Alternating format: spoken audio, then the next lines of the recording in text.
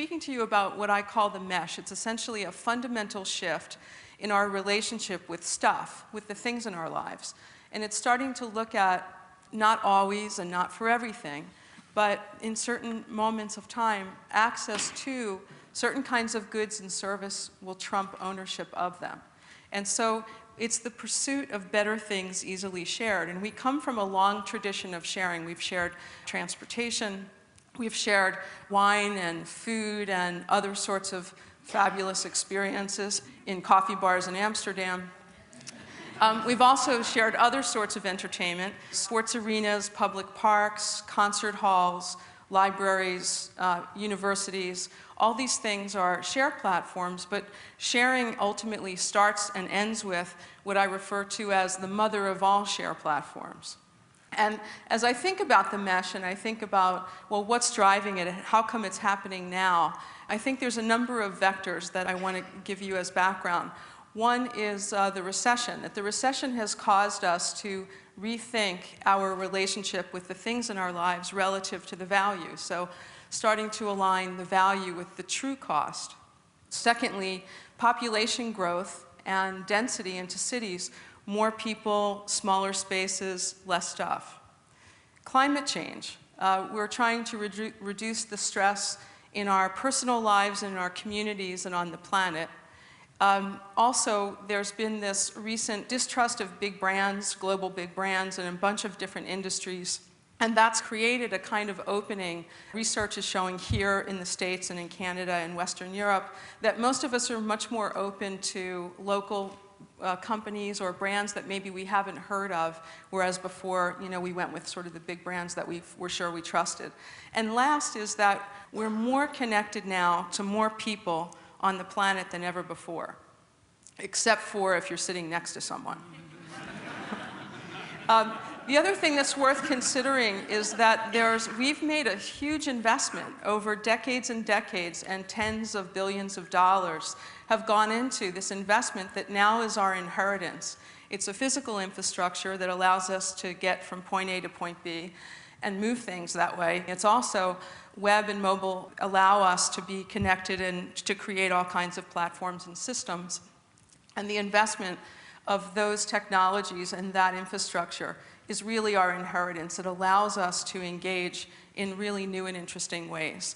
And so for me, a mesh company, the classic mesh company, brings together these three things: our ability to connect to each other. Most of us are walking around with these mobile devices that are GPS enabled and web enabled, allows us to find each other and to find things in time and space. And third is that physical things are readable on a map, so restaurants, a variety of venues, but also with GPS and other technology like RFID, and it continues to expand beyond that, we can also track things that are moving, like a car, a taxi cab, a transit system, a box that's moving through time and space. And so that sets up for making access to goods and services more convenient and less costly in many cases than owning them.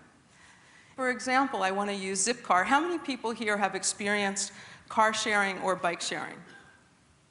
Wow, that's great. Okay, thank you. Basically, Zipcar is the largest car sharing company in the world.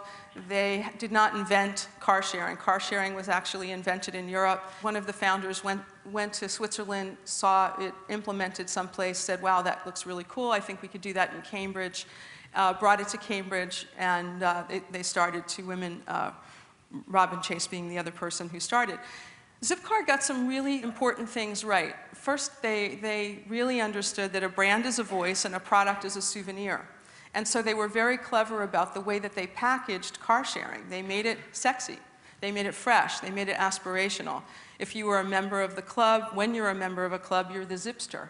Cars they picked didn't look like ex-cop cars that were, hollowed out or something. They picked these sexy cars, they targeted to universities, they made sure that the demographic for who they were targeting and the car was all matching. It was a very nice experience, and the cars were clean and reliable, and it all worked. And so from a branding perspective, they got a lot right. But they understood fundamentally that they are not a car company. They understand that they're an information company. Because when we buy a car, we go to the dealer once, we have an interaction, and we're ciao, usually as quickly as possible. But when you're sharing a car and you have a car share service, you might use an EV to commute, you get a truck because you're doing a home project.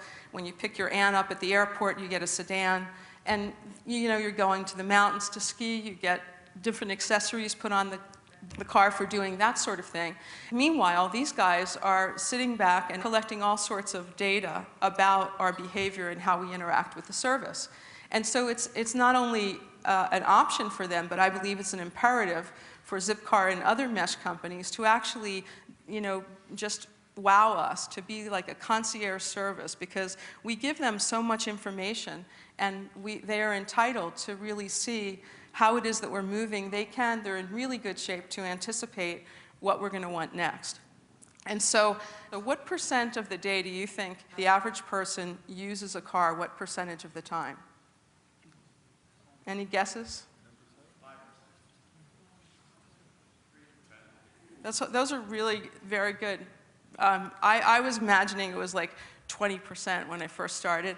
The number across the US and Western Europe is 8%. And so basically, even if you think it's 10%, 90% of the time, something that costs us a lot of money personally, and also we organize our cities around it and all sorts of things, 90% of the time it's sitting around.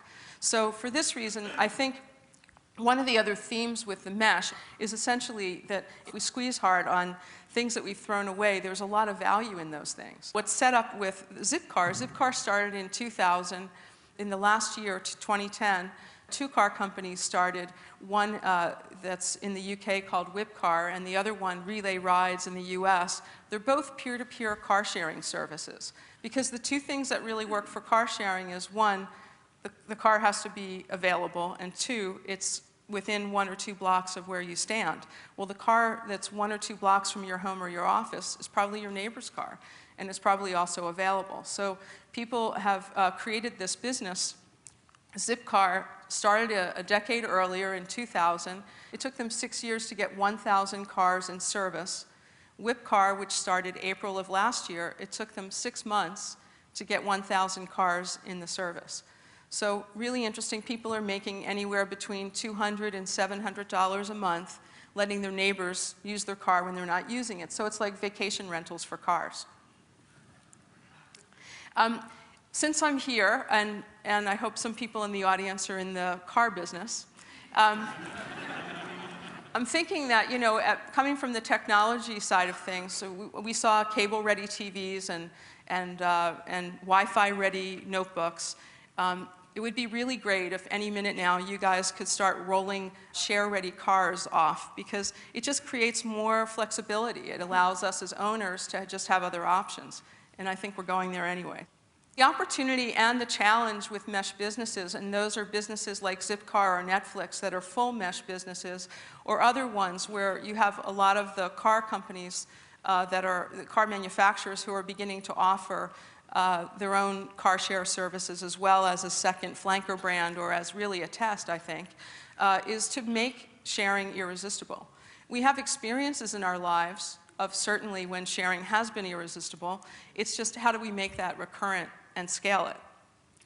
We know also, because we're connected in social networks, that it's easy to create delight in one little place. It's contagious because we're all connected to each other. So if I have a terrific experience and I tweet it, or I tell 5 people standing next to me, news travels. The opposite, as we know, is also true, often more true. So here we have Ludo Truck, which is in LA, doing the things that gourmet food trucks do, and they've gathered quite a following.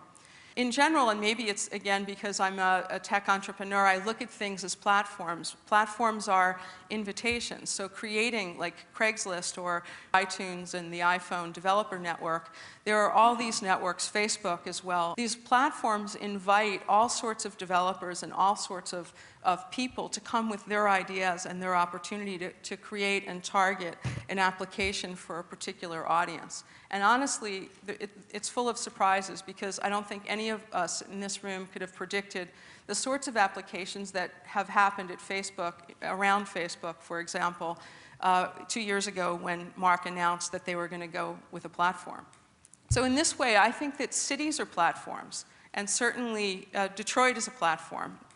The invitation of bringing makers and artists and entrepreneurs, it really helps stimulate this fiery creativity and helps the city to thrive.